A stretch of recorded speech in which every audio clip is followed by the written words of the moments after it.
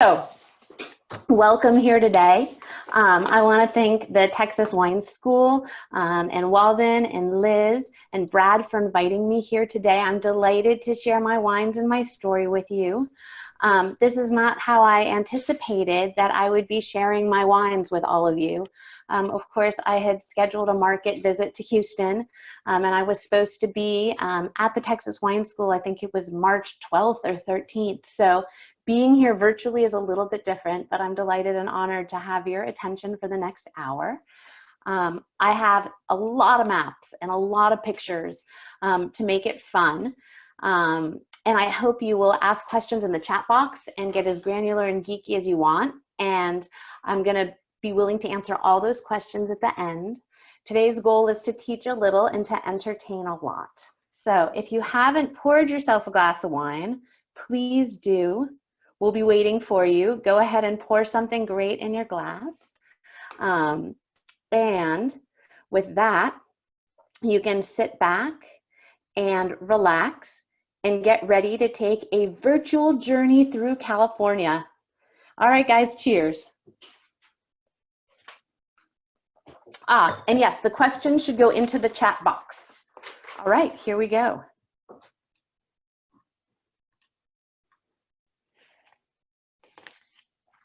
And, oh, I gotta hit the share button. There we go. So, and lastly, of course, we don't expect you to open up 3 bottles of wine. So relax with what's in your glass, and here we go. So since a lot of you guys don't know me, I thought the best thing to do was sort of start at the beginning. When I was a little girl, my dad said, you can be whatever you want after medical school. And I held up my end of the deal. I went to medical school. I did an internship in general surgery, and then I did a residency and 2 fellowships in pathology and passed my boards. All through medical school and residency, I loved wine. And eventually it occurred to me that perhaps starting a winery might be a great way to legitimize my affair with Pinot Noir. So after passing my medical boards, I thought I'd rather be a winemaker. So I went back to UC Davis, and I started the winery in time for the 2008 harvest. And that year I made 25 cases of wine. That was it. But it was history from there. You might think that the transition from being a pathologist to an enologist is sort of an unusual and radical thing, but both require a really good knowledge of basic science and microbiology, which set me up really, really well. And both have sort of an artistic component too. So you see one picture on the left side of my screen.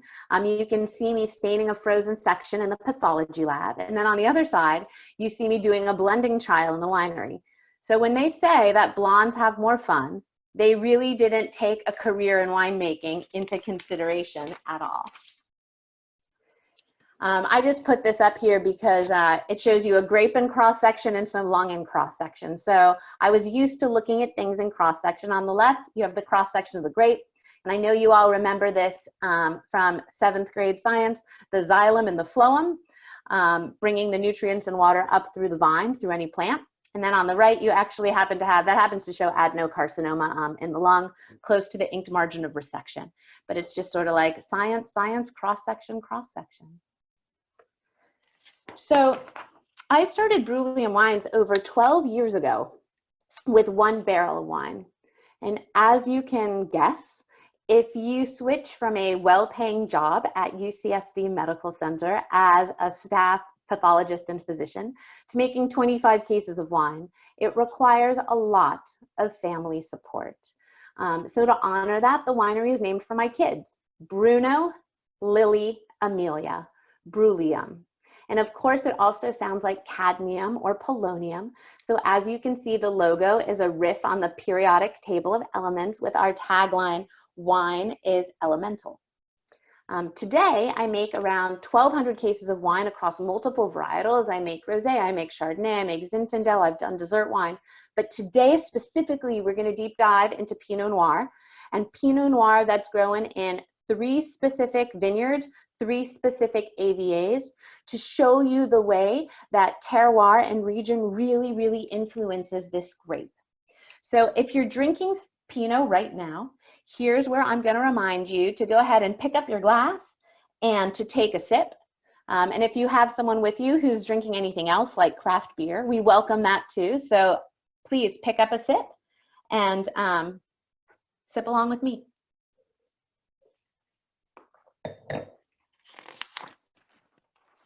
So Bruliam Wines really is a small family winery.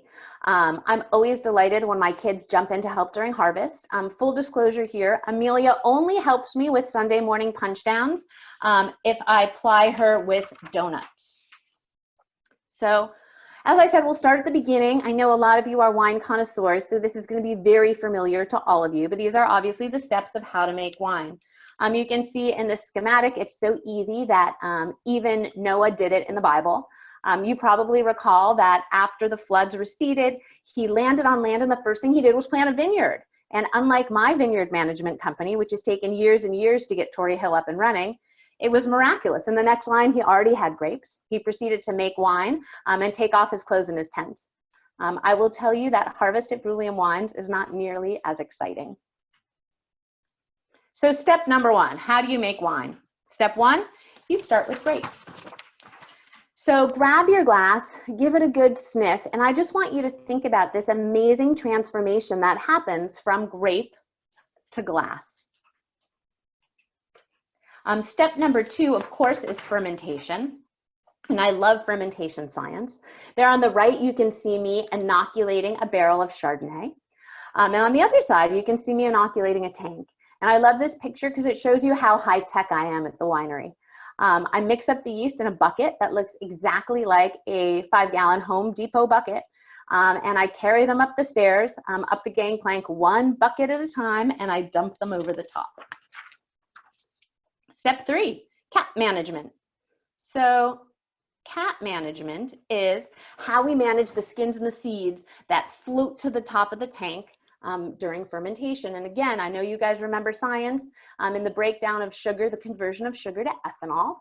It's an exothermic reaction. It generates heat and it also generates carbon dioxide, right? So that's pushing all those skins and seeds to the top. But of course, the skins are where the color and the flavor live. So our job during fermentation as winemakers is to maximize the flavor extraction from each of those grapes. So cap management is the way that we get the juice back in contact with that big mass of grape skins. So sometimes I ferment things in big tanks, and on the right, you see me standing atop a 5-ton tank.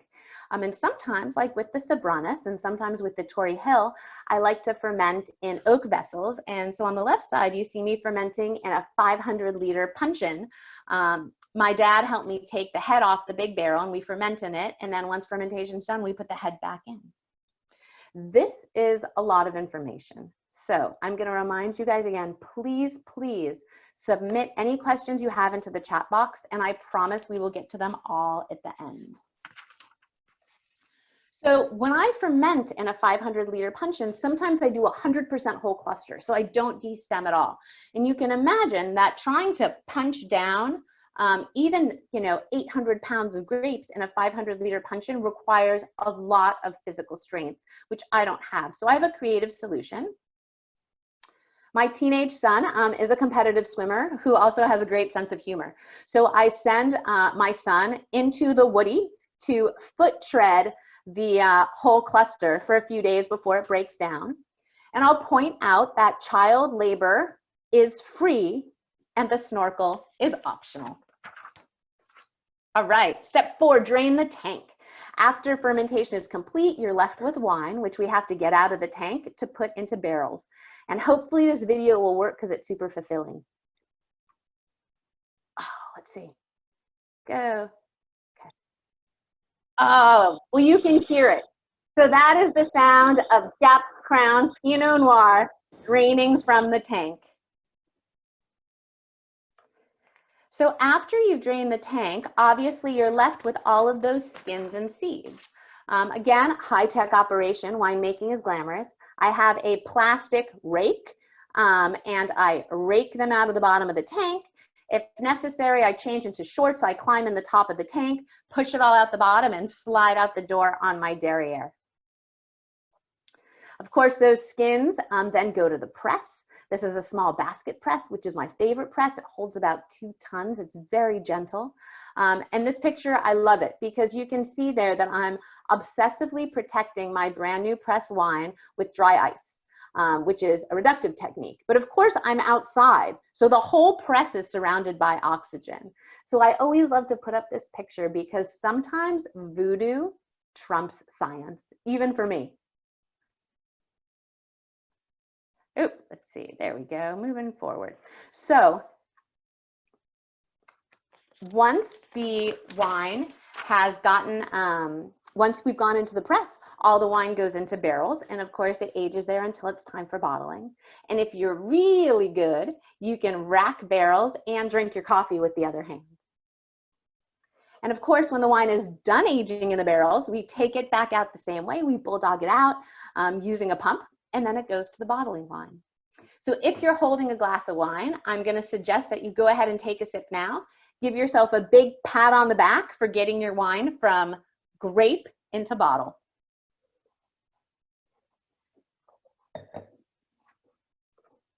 All right, so I make my wine at Grand Cru.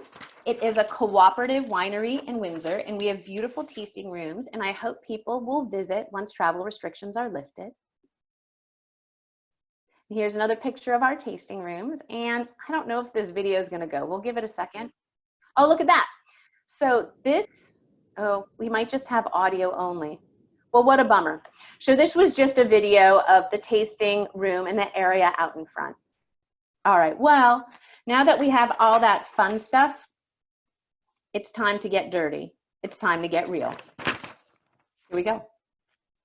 So, as I said today, we're going to be talking about Pinot Noir that's grown in 3 distinct areas because I want to show you today that Pinot Noir really tastes like where it's grown.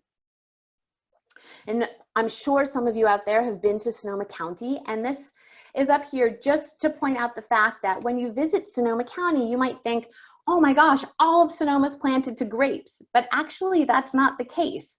Only a small percent is planted to grapes, and we actually have a lot of open land in Sonoma County. So now let's look how Sonoma County is divided into AVAs. And here we go.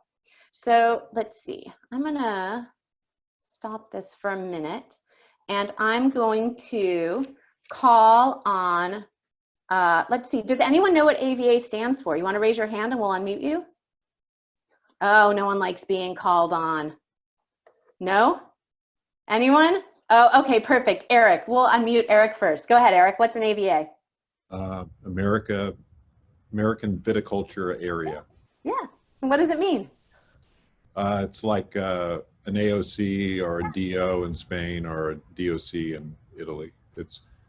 But it's in the United States, it's just geographic. That's right. That's right. Absolutely. And AOCs, DOs, DOCG, they also have rules about how you age your wine, how long it needs to be aged before it's bottled. And here in the United States, the AVA only is that territory. And why do we have the AVA? I saw someone in Michelle. Michelle, why don't we unmute Michelle? Michelle, why do you think we have AVAs? Oh, here's my husband that really was eager to talk. So I knew the last question. I wasn't as sure on this one. All right, I say we ask the baby. Okay, so the AVAs, the AVAs are obviously there for consumers to give you guys a sense of what's in the bottle, right? So the AVA is saying that all of the grapes growing in this particular territory share some kind of a characteristic. So when you go to the wine shop or you're buying wine at from the Texas Wine School or for Houston Wine Company, and you can look at that bottle and say, oh, it says Russian River, oh, it says Sonoma Coast, oh, it says Santa Lucia Highlands. You have a sneak peek of what's ahead. It's really meant to help the consumer more than anything. All right, so let's get back to that map. So this is, again, the AVA map of Sonoma County, and I love it because it's got the Petaluma Gap, which we're going to be talking about. And again, so what does AVA mean? So There we go. So just, I'm going to encourage you to pick up the bottle that you have in front of you and take a look. And all wine that is made in the United States that qualifies as an AVA wine has the AVA listed. And you can see here, I've got Santa Lucia Highlands and Sonoma Coast. This is the label from our current rosé of Pinot Noir. You can see it doesn't even qualify for an AVA. It just says Sonoma County. Well, what does that mean?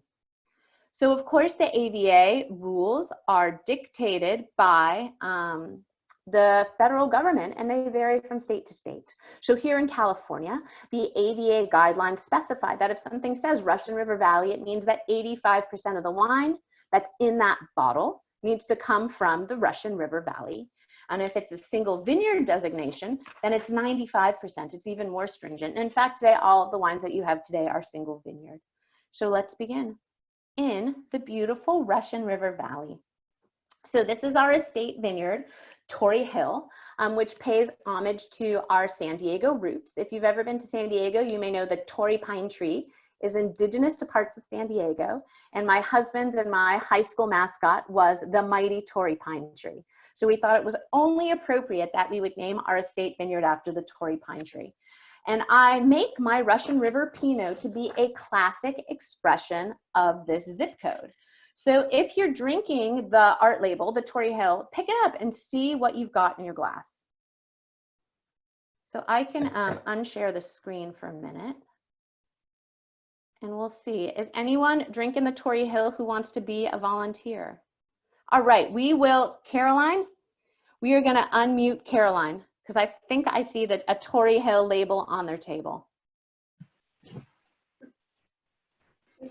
Did you unmute it? Yeah, We're unmuted. There's no right or wrong answer. So go ahead. Just share a few of the things that come to mind. My daughters are talking and they're, what? You want me to share what? So if you're drinking the Torrey Hill, do you want to choose one or two adjectives about what you're drinking, what you smell? And there's no right or wrong answer. I love, I'll be honest with you, it's a very easy to drink. And I didn't expect that. So, because I don't normally drink Pinot Noir, so it's a very easy to drink wine. Thank you. Yeah, that's very much by design. This is, you know, a lighter style Pinot Noir. It's fresh, it's bright, it's red fruit driven. Who out there is drinking the Russian River? You want to like raise a hand or a thumb? Oh, good. Okay, so we have a couple of people drinking the Russian River.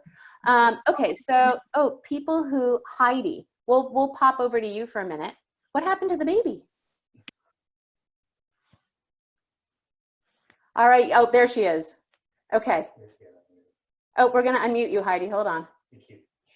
Unmute myself. Got it. Okay, there you go. Heidi, tell us what you think. Well, actually, I'd like to defer to Chip here. I'm really bad at this. I'm really bad at it. There's no right or wrong. Go ahead, Chip. So there's obviously He's been, I also want to say he's been working on it with his WSET app. So listen, no pressure, but give him a hard time about it. There's, oh man, now I'm on the spot. So Was it red fruit or like black fruit? So I think black fruit, but I'm getting leather and like charred oak pretty strong from both on the nose and the palate. It's very good. It's a bit fuller than some Pinot Noirs, I think. Yeah, it's definitely a California style. All right, so here we go. So I'm going to share my screen back with you guys. Thank you. And share screen. And here we go.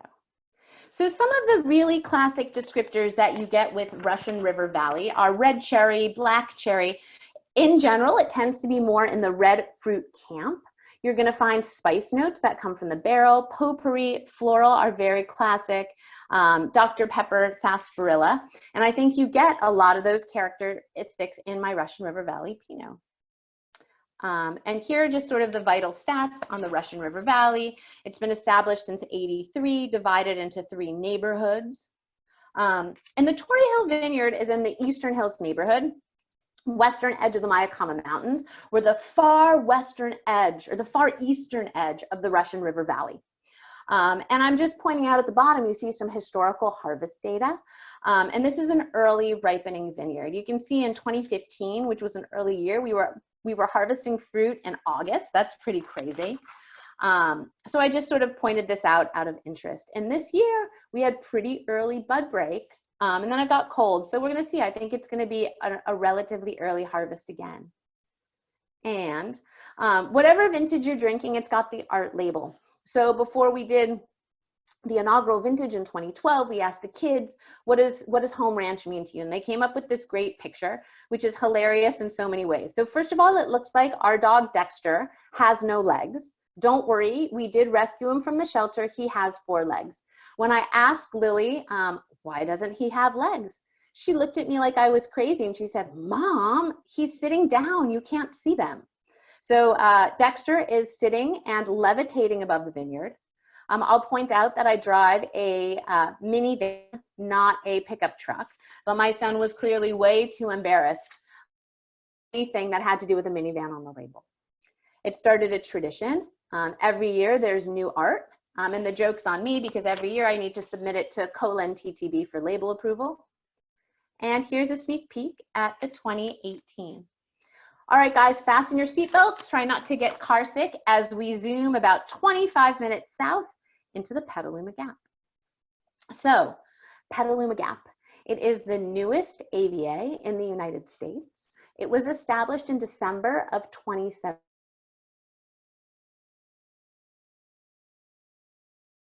Coast territory.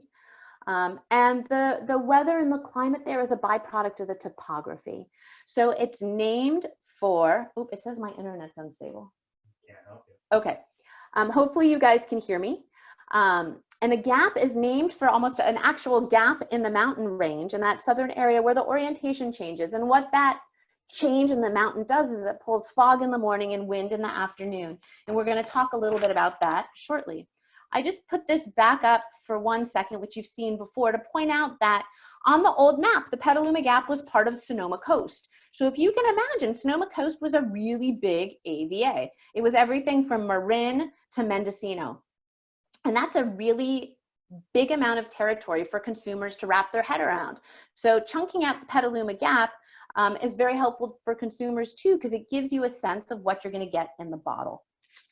So now let's get more granular again. So this is just a map of the Petaluma Gap, and I circled the Gap's Crown Vineyard, which is vineyard number 26. As you can see, all the vineyards appear to be clustered in the southeast side of the Petaluma Gap. That's because the part where I highlighted cows, no grapes, it's all protected land. And it's protected for cattle grazing, and some of it's protected under California law. The tagline for the Petaluma Gap is wind to wine. I'll point out that the AVA, I think you can see my cursor, goes from water to water. And here's a cartoon about a typical day in the Petaluma Gap. So of course you can imagine we're sitting off San Francisco Bay, the fog comes in the morning, it comes off of the ocean. Around 11 o'clock, the sun starts to peek through. It heats up to the heat of the day. And then around 4 o'clock, which is the peak of heat here, the wind starts to come through. And of course, the wind acts to dry up any residual moisture from the fog in the morning. It thickens up the grape skin, so you're going to get a little bit more extraction. And it also maintains the acidity, because when grapes are cool, they're not going to respire off their malic acid. So they have a bright acidity that carries through all the wines of the Petaluma Gap. Now, I've been playing in the Gap's Crown Vineyard since 2008. So it's my oldest continuing vineyard partner. But in 2013, the Gap's Crown Vineyards was sold to a guy named Bill Price, who's an investor in Costa Brown. He owns Durrell, he owns 3 Sticks. And at that time, it was sold for over $100,000 an acre. And in 2013, that was a big deal. I pulled this picture right out of Wine Spectator magazine. At that time, $100,000 an acre was the most anyone had ever paid for vineyard land in Sonoma County. And the vineyard's about 130 acres. So this was a really, really big deal. And there have not been any vineyard purchases in Sonoma County, dollar-wise, as big as this. There have been some parcels that have gone for over 100,000 acre, but it's like 8 acres. It's nothing on the scale of the Gaps Crown Vineyard. So when you look at this picture of the Gaps Crown Vineyard, you can see why I was shaking in my boots after this sale. Someone like Costa Brown, which is a winery you may have heard of, gets over 100 tons off this ranch. I get about 3. I'm really the smallest player on the big boy playground at Gaps, and I did not want to lose this fruit. But when the Gaps Crown Vineyard was sold, the vineyard guys said, "You can't cut Cupcake Girl. She's our favorite winemaker," which takes me back to 2011, which you probably remember was a really cold, wet vintage.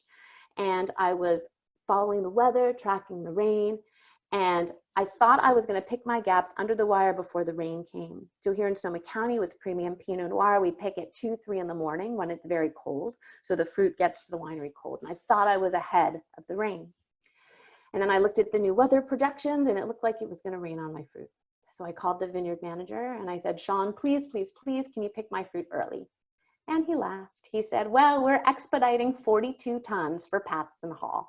So we're really not going to expedite your 2.7 tons. And on a lark, I said, "I'll bake you cupcakes."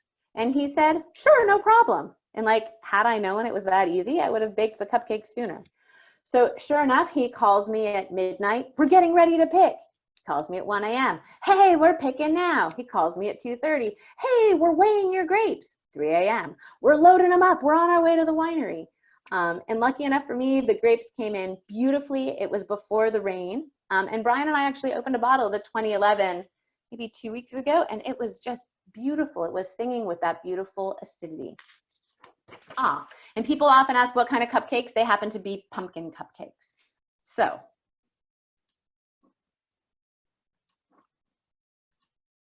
and here is just another beautiful picture of the Gaps Crown Vineyard taken up at Block 1C, which is my top block, which happens to be the highest block in the entire vineyard. So again, like I said, you see the fog, that keeps the grapes cool. The wind comes in the afternoon, that keeps the grapes cool.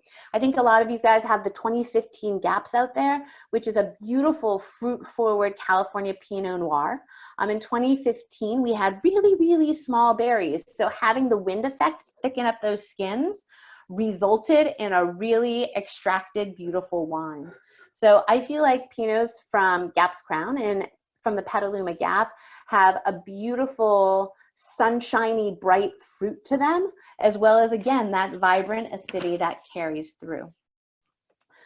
So now we're going to follow the fog about 4 hours south into the Santa Lucia Highlands for our very last AVA.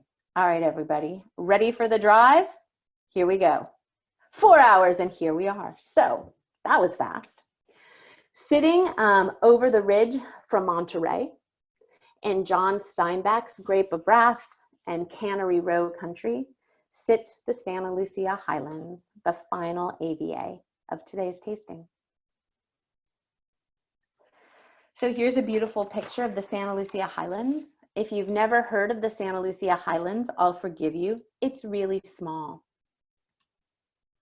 It's really a teeny sort of under the radar kind of AVA. You know, Sonoma County is almost 80 miles long and 60 miles wide.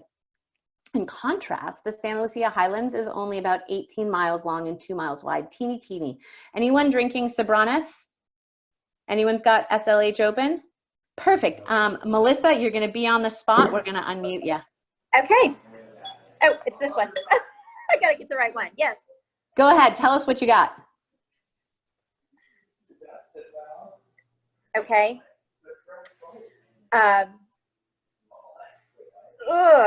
No right or wrong answer. Is it? It almost has a little bit of an olivey, or more earthy flavor than the other two. So I have all three open, and luckily I have somebody who's joined me because I was drinking by myself. So no, you're not drinking by yourself. I'm okay. Well, I was drinking in this home by myself. But, so yeah, so it's It's lovely, but yeah, a little bit earthier, a little bit more olive, a little less fruit forward. Absolutely. I agree with you 100%. So my husband, Brian, calls this the earthy, leathery, clovey thing. To me, it's also has some Asian 5-spice. And Randy Caprasso, who works on the Somm Journal and is a huge fan of Santa Lucia Highlands, likes to joke about the terroir instead of the terroir. And I love that because in SLH, all the vineyards are surrounded by all of the native flora that grows in California. So there's wild herbs and there's chaparral and all of this green vegetation around the vineyards. And the joke is that the wines from SLH pick up some of that sort of savory, that herbal character that surrounds the vineyards, which is almost sort of like a garrigue thing, similar to what you see in the Rhone. So back to the SLH we go. And again, this was just a beautiful picture. And I seem to struggle with the little button here sometimes. There we go. I love that the Wall Street Journal called Santa Lucia Highlands our favorite California wine region that nobody's heard about. And when Antonio Galoni for Venice Magazine reviewed the 2018 vintage, he said, seeing Santa Lucia Highlands on the label was the best designation of quality for domestic Pinot Noir and Chardonnay. And that's because SLH is 18 miles of impeccably farmed Pinot Noir and Chard. There's no big producers. Everybody's pretty boutique. So if you can get your hands on it, buy some and open the bottle. And you'll look for brambly, wild fruit, wild blackberry. And again, you'll get some of that herbal savory note, which is why this Pinot Noir is so food friendly. And it continues to open up in the bottle or in your glass. So this is a great time to take a sip and think about how whatever wine you're drinking has evolved since we started. And SLH in particular, my Sobranes Pinot really evolves in the glass over the course of a leisurely dinner. So here are just sort of the boring facts. The late Nicky Hahn chunked out the Santa Lucia Highlands from broader Monterey County because he knew it had such a unique grape growing characteristic. Again, it's very small. And here's a cartoon. And you might think, wow, that looks exactly like the Petaluma Gap. Fog in the morning, wind in the afternoon. Here's the big difference. In the Santa Lucia Highlands, the wind starts to come through at like 2 in the afternoon. And why is that salient? Because you haven't hit the peak of the day, which is again why Randy Caprasso likes to joke that the grapes in the Santa Lucia Highlands spend more time wearing sweaters than bikinis. It never gets that hot because the heat of the day is always cooled by the wind. You never get full sun at 3, 4 o'clock in the Santa Lucia Highlands. So again, this is talking about the wind, and I'll point out in Santa Lucia Highlands, the winds are so intense, they will shut down photosynthesis. So the grapes stop of maturation continue. So when the winds are so intense, the stomata close. You'll continue to drop acidity over time. You'll continue to mature tannins over time, but you'll stop accumulating sugar as quickly, which is why when we talk about the Santa Lucia Highlands, you often hear us talking about a long hang time. So I wanted to make sure I explain that. So you might be wondering, how the heck did I come to harvest grapes, not from Sonoma County, from this weird little under the radar AVA? And for that, we're gonna have to sort of time travel back in time to September of 2003. I'd finished my pathology boards and I was pregnant with Bruno, and I was sitting around reading the Wall Street Journal, and they had an article about Pinot Noir that I was reading, and the then reviewers, John and Dottie, started to write about Pinot from the Santa Lucia Highlands, and this is what they wrote. Massive cherry berry lilac, roasted nose you can smell across the room, chewy, rich nose bursting with fruit, classy and tight, serious wine, clearly expensive, layered with tobacco and cedar, vanilla and spices, like a meal with a long finish. I could wear this behind my ears, a rich mouth coating splendor. And so I read that and I said to myself, if I'm ever going to make Pinot Noir, it's going to be from the Santa Lucia Highlands from, that Gary's Vineyard, because that's the one they said was delicious, best of tasting. So sure enough, shortly after I started making wine, I called up Mark Pizzoni from the Gary's Vineyard, cold called him. And I said, hey, I've been making wine 2 years. You want to sell me any of that Gary's fruit? And instead of laughing me off the phone, he said, listen, we have this new vineyard. It's called Sobranes. Why don't you drive down with your family and we'll see if we get along. So I pile the kids into the minivan. We drive 4.5 hours to the Santa Lucia Highlands, and we arrive there, and what happens? What do the kids need to do? They need to go to the bathroom, right? So the kids go to the bathroom at Gary Franscioni's house. My son Bruno comes out of the bathroom with a giant grin and says, Mom, I pooped so much it won't even flush. Yeah. So we get to the vineyard. My son clogs the septic toilet. The girls are torturing the other Gary's 2 little dogs. But luckily, we all became friends. I got the fruit that very first year. I've been playing with Sobranes since 2010. And now Mark has kids of his own, so he's much more sympathetic when it comes to the septic system. So we will finish this up. I wish I could tell you I was a supermodel, but again, this is just a picture of the wind pulling back my hair. The Sobranes Vineyard sits next to Gary's Vineyard. I've highlighted the Sobranes Vineyard in yellow. Gary's S apostrophe is owned by 2 guys named Gary. They wanted to capitalize on the success and they planted the Sobranes Vineyard. It is known as a proprietary suitcase clone.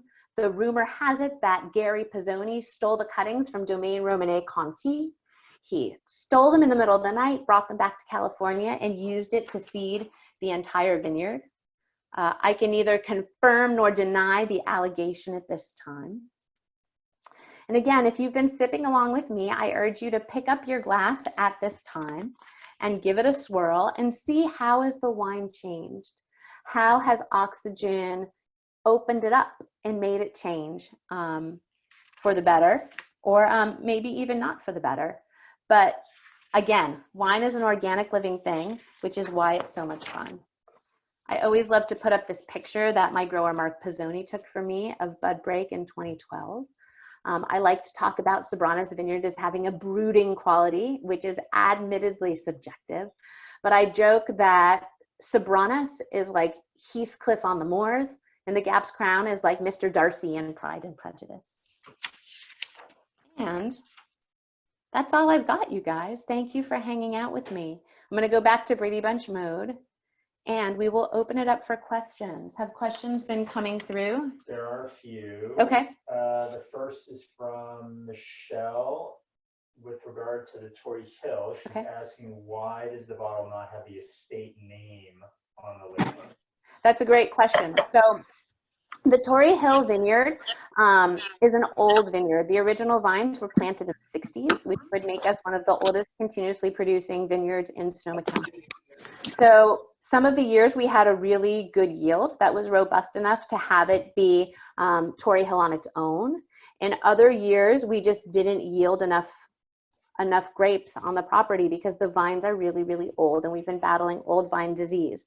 So in those years, we purchased additional Russian River fruit from either the Bucher family in the Russian River Valley or from the Placida Vineyard in the Russian River Valley. And at that time, we have also done a massive replant on Torrey Hill. So we added about 2,000 vines going to tight Burgundy spacing. So the upcoming vintage is going to be the first vintage that's entirely Torrey Hill with the new fruit from the young vines. That's a great question. All right, going down to Peddling the Gap, there's a couple of questions. Okay. One is, how long did it take them to get the AVA approved, and were there grapes there before it was an AVA? Those are both great questions. Yes, there were grapes there before. So in that original cluster, I don't know if I need to show you the map, but there was sort of a cluster of vineyards around the Gaps Crown Vineyard. The first vineyard that was planted in that neighborhood was the San Giacomo Vineyard, Roberts Road. It was planted in 1998, and the Gaps Crown Vineyard followed about 4 years later with 2 staggered growths. So there were definitely vineyards there before it was an AVA, and at that point it was considered Sonoma Coast. Interestingly enough, in 1998, when those vineyards were planted, it was considered too cold. It was considered a really radical decision to put grapes there, which now sounds ridiculous because, you know, flowers and Hirsch are hanging off into the ocean. But at that time, it was considered radical viticulture. It took a little bit over 2 years. Creating an AVA, it is a federal document, so it's under the USDA when it's ultimately approved. It requires lots of lawyers and lots of time. The reason that we were able to get the Petaluma Gap bounded the way that we did with Wind to Wine was that we submitted the application as this being the only AVA entirely driven by a wind pattern, which it is. So in the documents, it showed that there were ampelometers, wind meters, all along the border of the AVA. And if the ampelometers didn't hit a minimum wind threshold, they moved the line and they submitted all of that data. Now, interestingly enough, the AVA had been preemptively approved right around the time of the current administration's transition. And as you probably remember, when Trump came into office, there were many vacancies in the administration, including at the USDA. So we at Petaluma Gap had to wait until there was a body in that chair who could literally rubber stamp and approve it. And once someone was appointed into that position at the USDA, they were able to stamp the Petaluma Gap into approval at the tail end of 2017, which means that all of the 17 vintage, which got bottled in 18, could get bottled as Petaluma Gap. So in the future, when you look for Bruliam wines, starting with the 17 vintage, which was bottled in 18, we were able to call it Petaluma Gap. Awesome question. Okay, and then again, with regard to Petaluma Gap, is there a big difference between the higher and lower elevations there, less fog and warmer, for Yes. example? That's a great question. Absolutely there is. So I have two back-to-back vineyards in the Petaluma Gap, San Giacomo Vineyard, Roberts Road, and the Gap's Crown Vineyard. So I showed you that picture where you're like looking down on the fog from block 1C. That block tends to yield a much more voluptuous style of Pinot Noir. Those vines are southwest facing. They sit largely above the fog line, so they're getting a ton more sun exposure, which is why I always say that the Gap's Crown Vineyard tastes like sunshine. It tastes like fruit from the farmer's market that's just bursting with beautiful, beautiful ripeness. That's a great question. And yes, there's a big difference in elevation, especially once you get above the fog line, but it doesn't change the wind. So what's interesting is because it's above the fog line, it's a little bit warmer earlier in the day, and it's absolutely hitting that peak temperature of the day, especially with southwest exposure in block 1C. But then that wind comes through at 4 o'clock and keeps everything cool and maintains the acidity, which is why the Gap's Crown has a beautiful color. It's got a lower pH, and it keeps enough acidity to keep that wine from getting slutty, right? Because if it were just fruit forward without the acidity to balance it out, then it wouldn't be a balanced wine. That's a great question. Still Petaluma Gap, any significant differences between the Gap and Carneros? Yeah, so Carneros likes to think of themselves as the sort of original cool climate Pinot site. But when you look at that map, it turns out that Carneros just sits in the tail of the Petaluma Gap. So they're just like, you know, what do they call it? Sloppy seconds from the Petaluma Gap wind. So yeah, so we're getting a lot more wind than Carneros is getting. Carneros is definitely getting a similar fog pattern, but they sit more in a valley. They're not getting the wind. So Carneros tends to be a more delicate Pinot Noir, more red fruit driven, and they have the acidity. But the nice thing about the Gap is we have the wind. So we're getting an additional thickness to the skins, which allows us to harvest a wine that's a little bit, and craft a wine that's a little bit more voluptuous and round than you might expect from a cool climate site. Those are all the chat questions. I can unmute people. We can unmute people if people have anything they want to shout out. Sam's parents. They might be. All right, everyone's unmuted. If anyone has a question, raise your hand and shout it out. So you want to have y'all All right, back in Sugarland. well,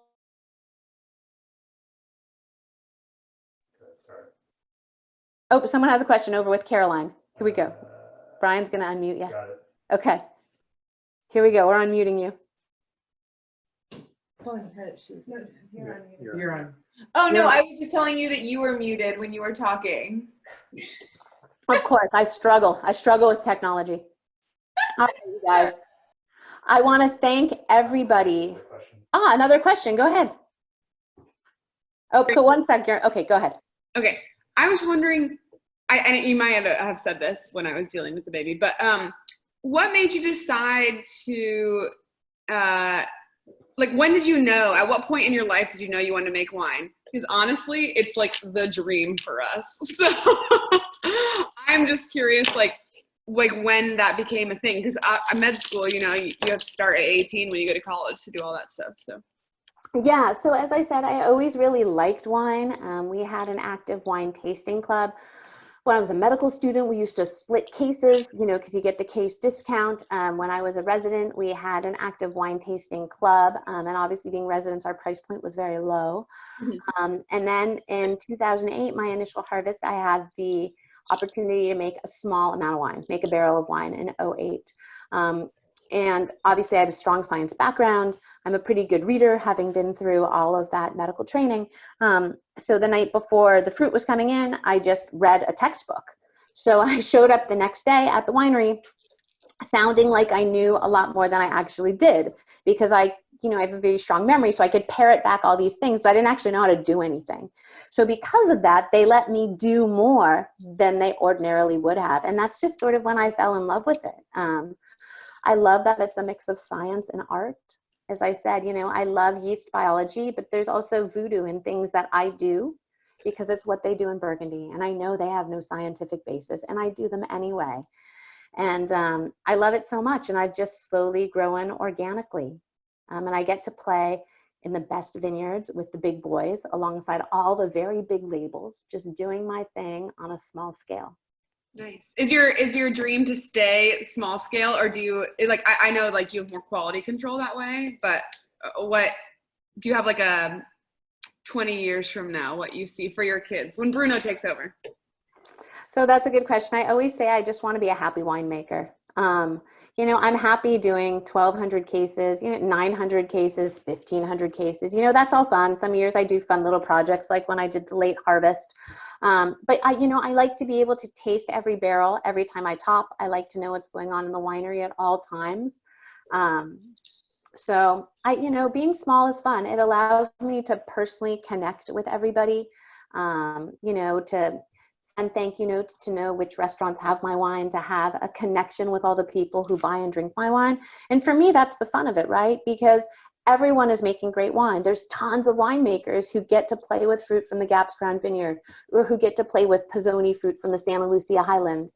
And I'm lucky to count them as colleagues. And they're all making good wine. So in the end, people buy wine from whom they connect with. And so for me, the really fun part is connecting with people like you. Yeah, that's so true. Okay, last question. I'm just very interested in your life. Sure. Do you, so we go to Napa a lot. I've only been to Sonoma once, but do you have any dreams for like a tasting room or anything like that? Even though you don't have your own necessarily plot of, or I guess full vineyard or you do. Right. Well, I don't know. Do you have any like plans for a tasting room, I guess? Sure. That's a great question. So I make my wine at Grand Cru. It's a cooperative winery. So there's about 15 brands there, and we have 6 tasting lounges. So we do have a tasting room. Obviously, they're all shut down now. They've been shut down under law and mandate since March 16. But hopefully when things are safe, we'll be able to open them back up. And I'm really hopeful because we have 6 private tasting rooms. So we will be able to see small groups and keep everything, sanitized and clean with small groups. So I'm super hopeful when things are safe, we'll be able to reopen safely and share the winery and the tasting lounges with everybody. Nice. Hi. I have another question, and I don't know if you answered it because my computer was dying, so I went to get my charger. So it's possible. So I know you had spoken a little bit about how you got the contract for Santa Lucia Highlands, but I was curious also the story around the Gaps Crown, because especially I know quite a few wineries have a Gaps Crown, and it sounded like you kind of had a smaller amount. And so I was curious, how does one get a contract for that amount with Gaps Crown? Yeah, it's a good question. So again, it all started with a baking product. So the Gaps Crown Vineyard used to be owned by Premier Pacific Vineyard, which was part of like a holding company, like an investment management company that managed teacher payroll and Social Security and different things. Anyway, so the guy who was the representative from Premier Pacific Vineyard, I remember calling him up, going out to meet him, and showing up with a bag of homemade biscotti. And when you show up with cookies, you get onto people's good side. The other thing is I started making wine in 2008, and as you can remember, that was the recession. So at that time, being small was really helpful because I could afford to buy 1 or 2 tons of fruit. So people laughed me off the phone, like Rich Savoy up in Anderson Valley, used to make Anderson Valley Pinot. He laughed at me. He's like, you want 1 ton of fruit? I'm like, yeah, 1 ton. And I can afford to pay for it. I can buy 1 ton of Rock Piles Inn. I can buy 2 tons of Gaps Crown. And again, because just, being friendly, being nice, baking cupcakes and treats, I get to stay at Gaps Crown. Very cool. Thank you. You're welcome. Oh, Caroline. Kerith, hey, Kerith, Allison here. I emailed you a couple days ago. Yes. I went to Vino Venue, and they love you, by the way, so that was wonderful. So all good. So Deep Roots and Vino Venue in Atlanta, everybody. Thank you. I know. Yeah, we have the Atlanta crew. Yeah, you got all of us. Question for you. I'm curious, your children, do they taste it with you? Are you teaching them as they grow up? What are you doing with them? We do. That's a good question. We let them taste wine whenever they want, which is, usually we have some wine open with dinner. Our theory is that if you demystify it, then maybe they won't have an issue with abusing it when they're older. Like, it's not that interesting. There's always wine around at home. They go to the winery. There's thousands of barrels of wine. Wine is just part of sort of our day-to-day life. It's funny when you hear the kids say things like, oh, Mom, your 19 rosé is delicious. I like it more than the 18. I'm like, okay, you're 13 years old, but I'll take it. So that always cracks me up. And then, the kids love to give the Torrey Hill with the art label to their teachers, during the holidays and at the end of the year. So that's always super fulfilling and fun. And, my son always is like, well, the 15 Soberanis is my favorite Pinot of all time. So cracks you up. That's funny. I think that's my favorite too. Oh, yeah, it's a special, special place. And hello to the baby. Babies always win. Little chubby babies always win. All right, you guys, any more questions? Thank you again for your tremendous attention and for your support. And for supporting female entrepreneurs and small retail wine shops. And thank you to Texas Wine School for hosting me for this awesome opportunity. Thank you for coming out virtually to do it, Kerith. We really appreciate it. This was great. And I was just Thank wondering, you so much. is the best way to get your wine just like, I know Houston Wine Merchant here has it, and like there's like a person who has it. Is that the best way, or like are y'all gonna send out like wine club stuff if that was? We do. Oh, and dogs and babies win. Well, that's what I said. I have a fat baby. She's just a doodle. Doodles are so cute. So my husband and I are supposed to run Napa to Sonoma in July. We're registered, so we're hoping that race will be open, that little half marathon. Yeah, that's a great race. That one's really, really fun. I've run it a number of times.